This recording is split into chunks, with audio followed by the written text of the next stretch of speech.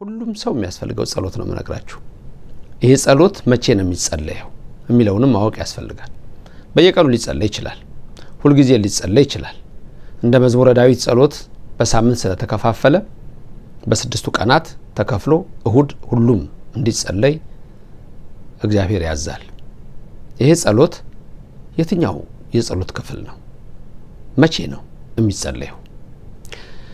ለማን ነው መጀመሪያ የጸለየው? ማን የጸለየው የሚለውን እነዚህ ነገሮች እንመልከት። አንደኛ ማን የጸለየው? ሁለት ስለማን የተጸለየው? ሶስት የትኛው ጸሎት ነው? አራት መቼ ነው የሚጸለየው? ባጭሩ መቼ ነው የሚጸለየው የሚለውን ላስቀድምላችሁ። ሰው ብቸኝነት ሲሰማው፣ ኑሮ ሲያጎብጠው፣ ፈተና ሲበዛበት፣ ሰዎች ሲረግጡት፣ ቃል ኪዳናቸውን ሲያፈርሱበት፣ በመከራ ሲወድቅ፣ አሉኝ የሚላቸው ሲከዱት፣ ብርሃን ሲያጣ፣ ጨለማ ሲከባው፣ መንገዱ ድጥ ሲሆንበት፣ ገደል ሲሆንበት፣ አውሎ ነፋስ ሲነሳበት፣ ማዕበል ሲነሳበት፣ ሲናወጽ፣ ሲንቀጠቀጥ፣ ሲንገዳገድ፣ በኑሮ በጤና በፈተና ጎርፍ ሲሆንበት፣ ብቻውን የሆነ ስሜት ሲሰማው፣ ብቻዬን ነኝም የሚል ሰው ይህን ጸሎት መጸለይ አለበት። ይሄ ጸሎት ማን የጸለየው መጀመሪያ ስትሉ፣ ብቸኛ የሆነ ሰው የጸለየው ጸሎት ነው ይላል። ወይም ጸሎተ ባህታዊ ተብሎ ነው የሚነገረው። ይህ ጸሎት ዳዊቴ ላይ እሱን ላሳያችሁ ነው። ጸሎተ ባህታዊ ሶበ ይቴክዝ ወይክኡ ቅድመ እግዚአብሔር ስእለቶ ይላል። ስለዚህ ይህን ጸሎት የጸለየው መጀመሪያ እንግዲህ ለእናንተም ይሰራላችሁ።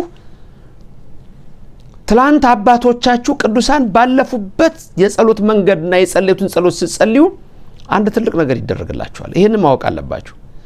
አንድ ከጸለየው ሰው ጋር ትተባበራላችሁ። ለምንድነው ጸሎት ለምሳሌ የሙሴን ጸሎት የምንጸልየው? ለምንድነው የዮናስን ጸሎት የምንጸልየው?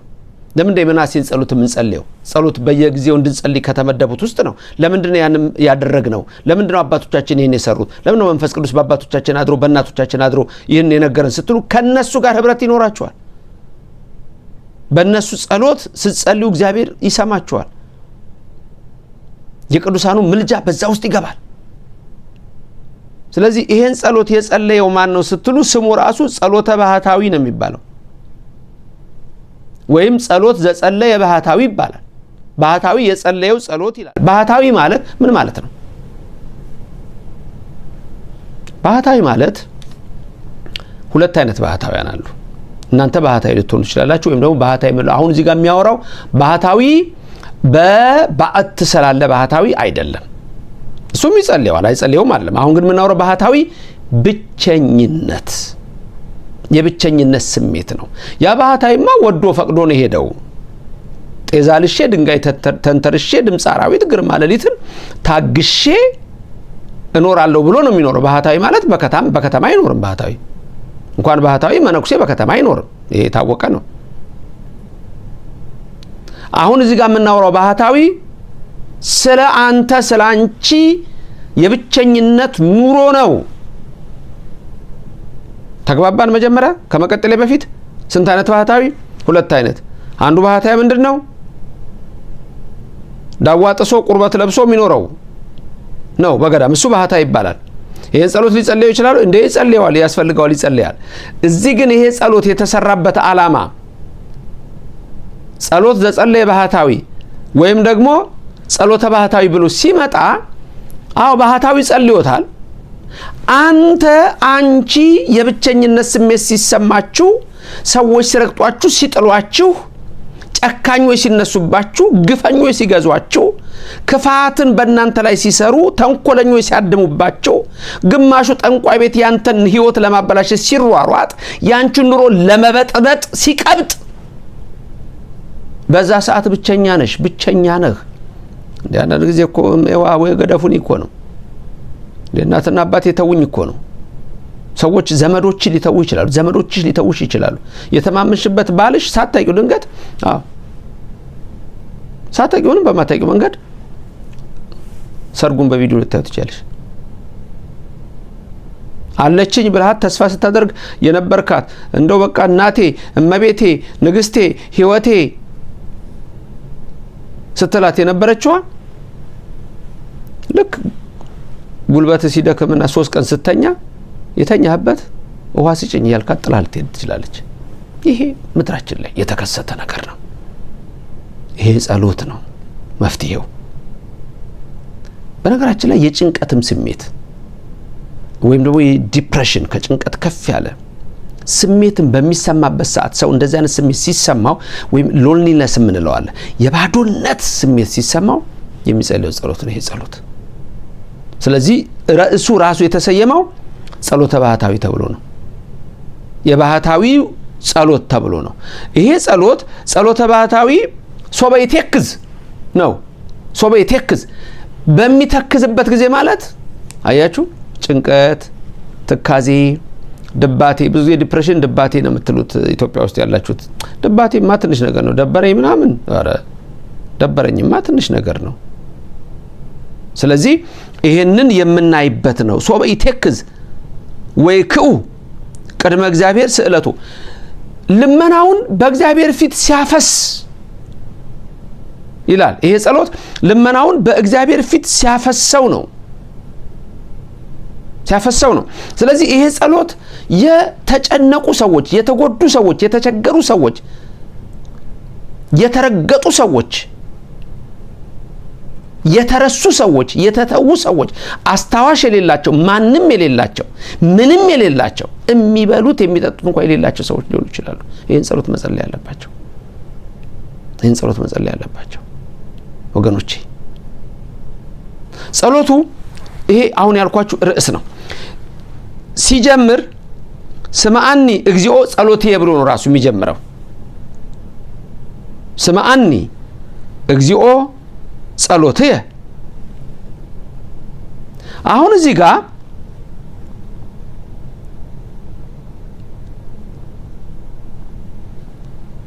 ስምዐኒ እግዚኦ ጸሎትየ ማለት አቤቱ ጸሎቴን ስማኝ። መጀመሪያ ቅድም እንዳልኳችሁ ማን የጸለየው? ባህታዊ። ስለምን ጸለየው የሚለው ደግሞ በኢንተ ትሩፋን ተብሎ የሚጠራ ነገር አለ።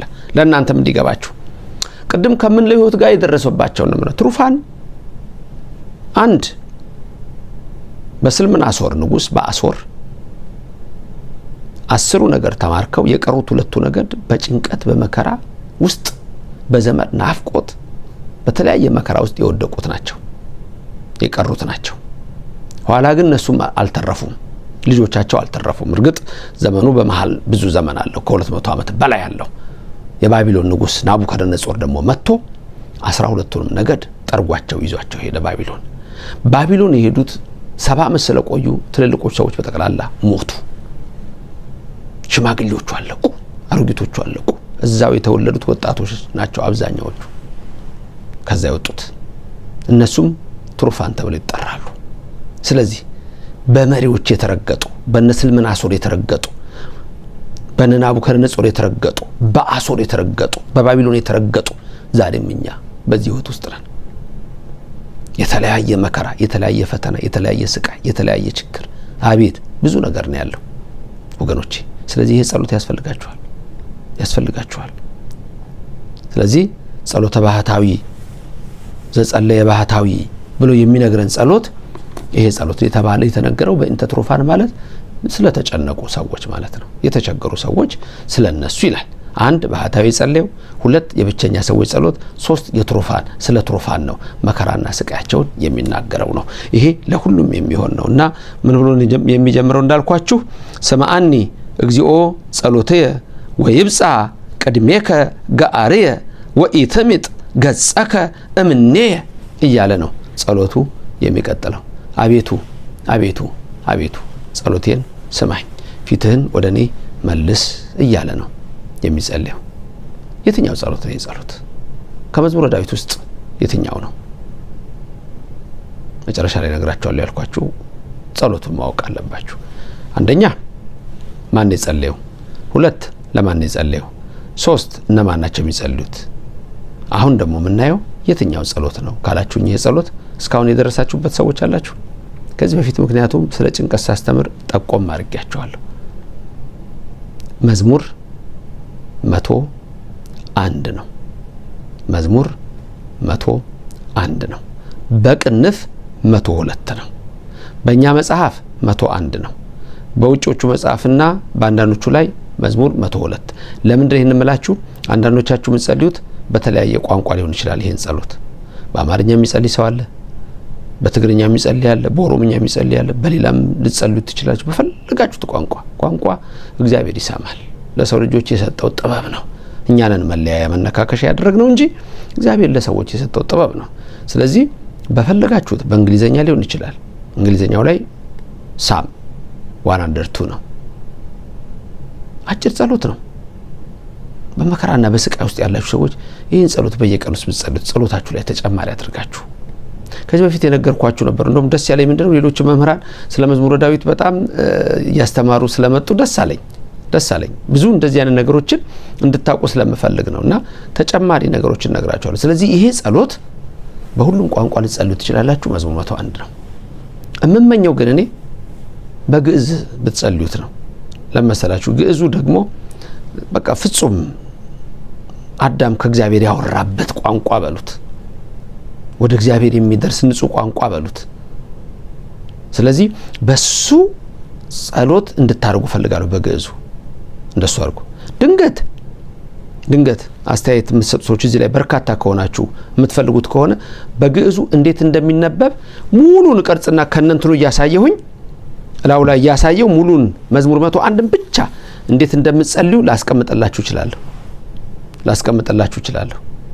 እንደውም ደግሞ ከፈለጋችሁ ከዛ በላይ ደግሞ ጠይቃችኋለሁ። እሱን ሳስቀምጥላችሁ ጠይቃችኋለሁ። የምትፈልጉ ከሆነ ደግሞ ሙሉ መዝሙሩ ደግሞ ምንድነው ትርጓሜው የሚለውንም ላስቀምጥላችሁ እችላለሁ። ምንድነው ትርጓሜው? ውስጡ ምንድነው ምለው? ይሄን ባልኩ ጊዜ ምንድነው ከእግዚአብሔር የማገኘው? እኔስ ምን እያልኩት ነው የሚለው ነገር። ጸሎት ከእግዚአብሔር ጋር መነጋገር ነው።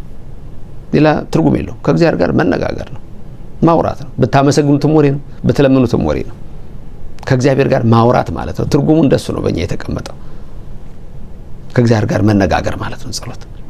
ስለዚህ ዛሬ የትኛው ጸሎት እንደሆነ ለምን እንደተጸለየ ነግሬያችኋለሁ። ጽፋችሁ ቃለ ሕይወት ያሰማልን ስትሉ ሁሌ የምትሉኝ ሰዎች ቃለ ሕይወት ያሰማልን እናንተንም ያሰማልኝ እግዚአብሔር። ሁሌ እምላችኋለሁ በነገራችን ላይ ስለምትጽፉ ቃለ ሕይወት ያሰማልን ስለምትሉ እኔም እንደዛ ሁሌም ነው መመረቃችሁ።